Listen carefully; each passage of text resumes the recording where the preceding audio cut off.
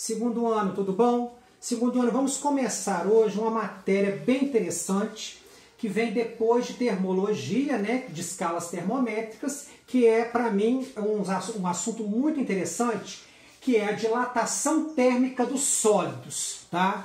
É o que a gente vai estudar agora na apostila. Muito fácil, muito simples, só que tem que tomar muito cuidado com as contas, com o cálculo, que ele é um pouco mais aprofundado.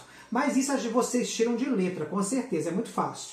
É o seguinte, dilatação térmica dos sólidos. Bem, dilatar significa eu aumentar alguma coisa, né? E os corpos, quando eles estão sob a influência de calor, eles conseguem ter alguns aspectos diferentes do que eram antes.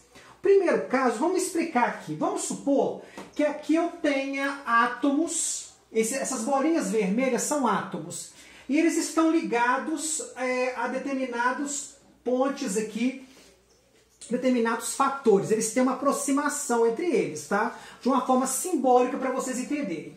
Aqui eles estão numa temperatura 1. Se eu jogar calor sobre eles, essas ligações, os átomos, eles vão vibrar, vão ficar muito agitados. Eles vão sofrer a consequência dessa energia calorífera. O que vai acontecer? Eles vão ficar agitados, absolutamente o quê? Fora do controle. E o que vai acontecer? As distâncias entre eles vão aumentar.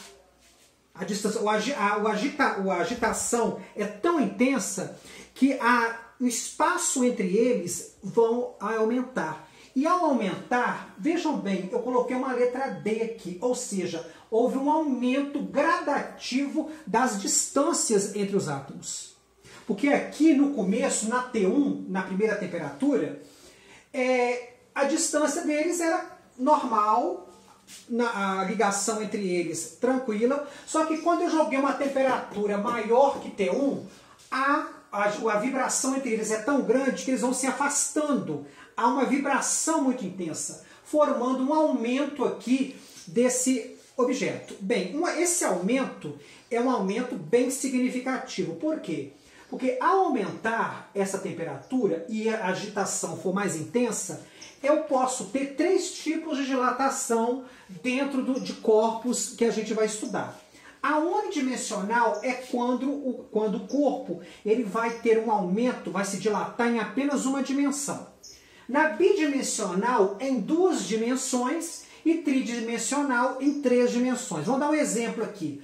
Unidimensional, os fios elétricos que tem nas ruas, já repararam que eles são um pouco frouxos? Porque quando há incidência de muito calor, eles vão fazer isso, ó.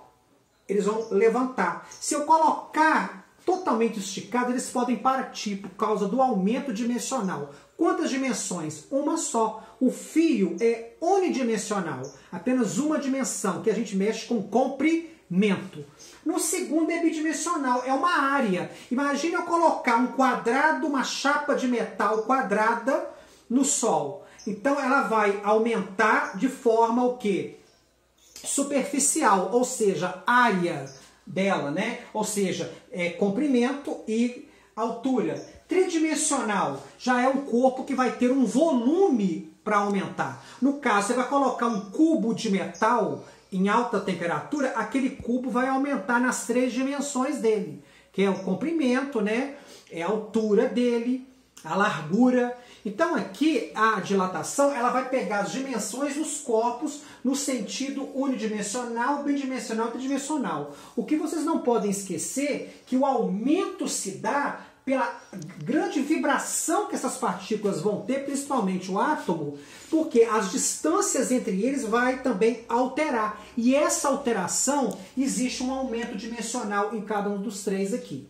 Tá bom, turma? Aí nos próximos vídeos nós vamos ver a dilatação em cada corpo no que diz respeito às suas dimensões. Ok? Um abraço para vocês.